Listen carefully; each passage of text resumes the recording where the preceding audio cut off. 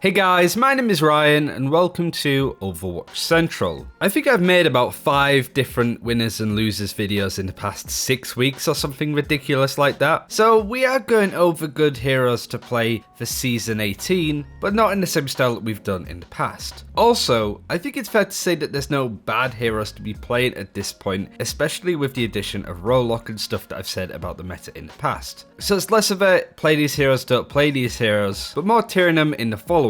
Winners that we don't need to discuss much more of because it's obvious how good they are. Solid choices, you really can't go wrong, and if you want to play any of these heroes, I would definitely recommend it pretty much all of the time. Surprising picks, heroes I didn't expect to be played an awful lot, but still are. Finding the right hands / areas, like a third of the cast are in here. And then dicey picks, which aren't necessarily bad picks that you want to avoid, but I'll go over why I think they're in a rougher spot than previously anticipated, where the meta's going and all that. Before we get into that though, I did want to shout out Omen by HP. We've been working with them for quite some time, almost a year and a half now. We've been making Overwatch League related videos with them, as they are PC providers of the league, as well as sponsors. But let's crack on. The S tier of heroes are heroes that we don't really need to discuss much more of. These heroes are the following: Orisa, Sigma, Mei, Reaper, Hanzo, and Widowmaker. I feel like every time we make these sort of videos, we talk about how good Orisa is, and alongside Sigma, that seems to be the de facto tank lineup with any team going into the future. Mei, Reaper, the top 2 DPS, high sustain, high health, lots of CC capabilities and just good at sustaining and fighting on a point. Hanzo, Widowmakers, everything in the game is happening because of how strong the snipers are, especially Widow. That's why we're seeing all of these high health DPS heroes being ran like Mei and Reaper, and why we're getting so many more barriers with Orisa and Sigma.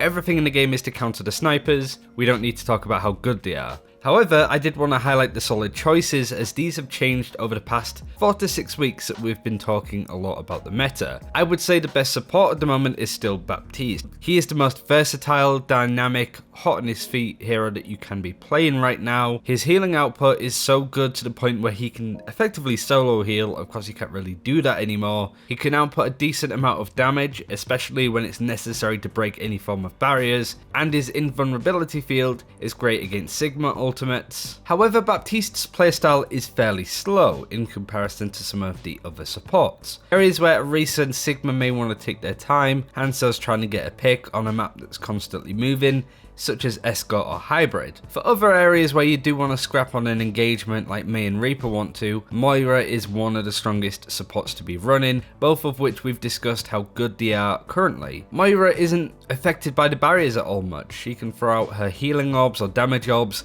to get in a bit of damage, and if the enemy team is running Orisa Sigma, you can get through a fair amount of damage orbs to give yourself like 15 to 20% ult charge on a group of enemies. Because of that, you can farm your coalescence for every single fight for a good portion, and again, barriers will not stop the healing or damage going through. Moira is also good in a pinch, being able to fade out of situations where Mei, Reaper, Doomfist might want to sit on top of her. She can survive a lot longer. Pairing her up with a Lucio, who is another solid choice a good portion of the time, not all of the time, is the best way to get effective use out of her. DPS wise, I think Doomfist is one of the more solid options, not necessarily the same tier as Mei, Reaper and Hanzo, but if you can play Doomfist, you can do quite a lot with him. His sustain with the ability to get shields from doing damage is really strong at keeping himself alive. Barriers don't really stop him or affect him, and because of that he can get through quite a lot of stuff. There isn't too much CC in the game other than of course Mei running around and maybe Orisa ults, but without anything like a McCree or Brigitte being that popular, even then Doomfist can play around this form of CC. So really good Doomfists are having a great time at the moment. As for tanks, there's definitely a big gulfing class between Orisa, Sigma and everybody else, but I did want to mention Winston as perhaps a wild card going into it. Of course his lightning gun goes through barriers, meaning that he can sort of get through Orisa, Sigma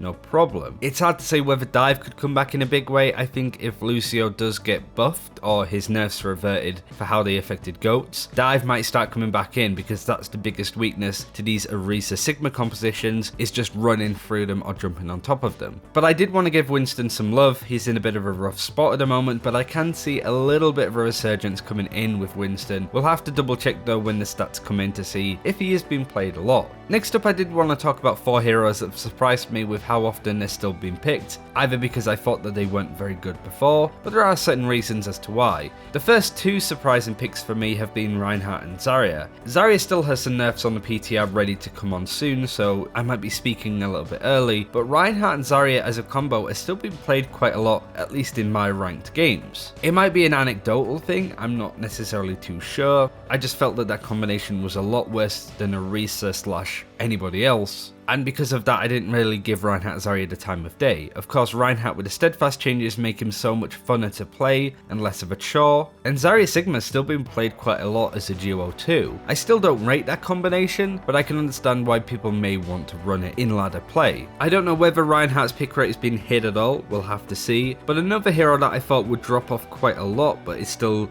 looking to be just as popular as he has been in the past is Zenyatta. Support competition is really fierce right now, and I felt because of that Zenyatta may drop off, especially with the use of barriers. However, he is the most offensive support, and when you pair him with another support that's really good at healing, for example Baptiste, it allows Zenyatta to mostly just focus on doing damage, putting Discord Orb on targets and burning them down. Not to mention that Transcendence is still the best ultimate in the game, or one of the best for sure, and because of that Zenyatta is still really popular right now. He did drop off a little bit because Ana Mercy became a lot more meta, but with barriers, Ana's starting to drop a little bit. Mercy's okay, I suppose, but Zenyatta Baptiste is quickly becoming the de facto support composition to run outside of Moira and Lucio in those sort of deathbally compositions. When the playstyle is a lot more slow and methodical, Zenyatta Baptiste reigns supreme, and I didn't expect Zenyatta to come in. The next one is Symmetra. I feel like I was one of the only people that was like, I can see Symmetra or new Symmetra being played quite a lot with the changes that came in with roll queue. With the amount of barriers, it makes sense why Symmetra has been played a lot. She can of course farm off barriers to get her damage up, reload off them too, and then absolutely melt targets once she gets past those barriers. She of course also has a massive barrier as an ultimate, which I think is a bit of a problem. We've spoken about this a little bit on the channel with fusions about potentially changing the Symmetra ultimate to be anti-barrier instead of adding her own barrier into the fray. I think that would really make sense for her as a hero, and I do like the fact that Symmetra's been played a lot more. In fact, I'd be all for it if her ultimate wasn't another barrier, if that makes sense.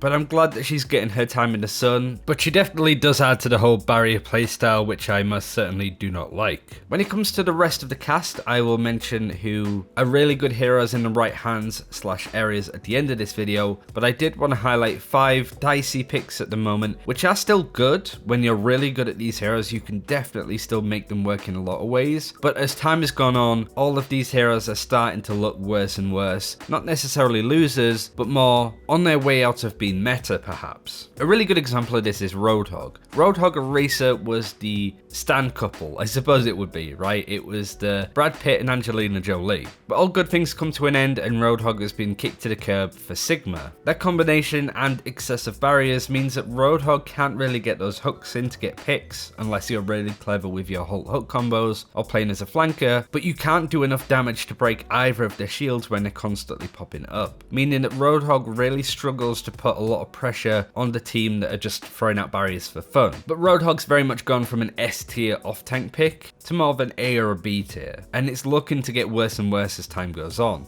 D.Va, for the same reason, is on that list, but she is significantly worse than Roadhog when it comes to that pick. I've always been the one that's like, if you're not a very good Roadhog, go D.Va, but now I'm like, if you're not a very good Roadhog, go Sigma. If you're not a very good Sigma, go Sigma. That's kind of how it feels at the moment. D.Va's great if you're wanting to run dive, that certainly still makes a lot of sense. It's very interesting to see how D.Va's gone from the most meta hero in the game to being really mediocre right now. As somebody that used to play a ton of her, I'm really uncomfortable picking her up, unless you're on like Watchpoint Gibraltar or you're really good with her. But I definitely recommend off-tank players to swing by Sigma's place for the time being. Ana is still incredibly good. She is definitely one of the best and most fun supports to play. However, of course, with the addition of more barriers to deal with, as we've gone over countless times, Ana Ana has to either move or try and break the shields, which she can often struggle to really do. When you have Baptiste and Moira coming up in popularity as well, something has to give, and that's kind of Ana at the moment. However, I would still recommend playing her. I just feel like if you are gonna like one trick Ana or really get good at her, you need to be very hyper aware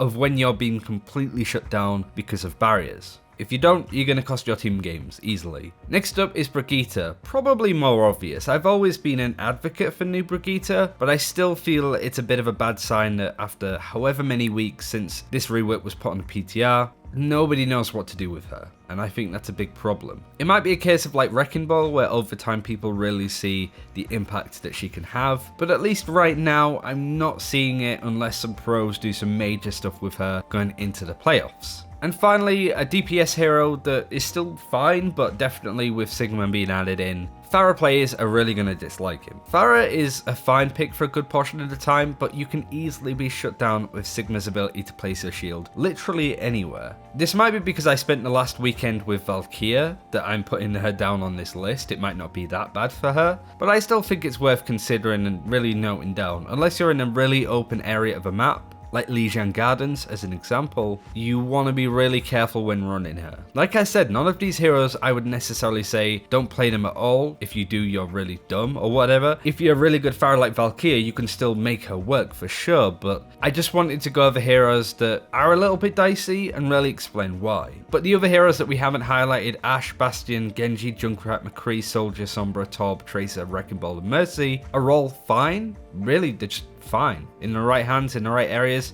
they're going to be good picks. But trying to one-trick any of these heroes isn't recommended, that's for sure. Like I said, definitely check out Owned by HP stuff. I did want to shout out the Esports Report, which is a monthly show that they do, talking about all the news from different esports. TI that obviously happened, the Overwatch League, it's a given. They recently went to Gamescom like we did, so they got their hands on a few games there. And in the future, we should be on one of the episodes. We'll let you know if we hear anything. But I really like it when companies put on shows like this, and I think the Omen Esports Report is definitely worth checking out. You can find it linked in the description. Hope you enjoyed the video. Whether you agree or disagree, let me know in the comments below. Thanks for watching, take care, we'll see you next time.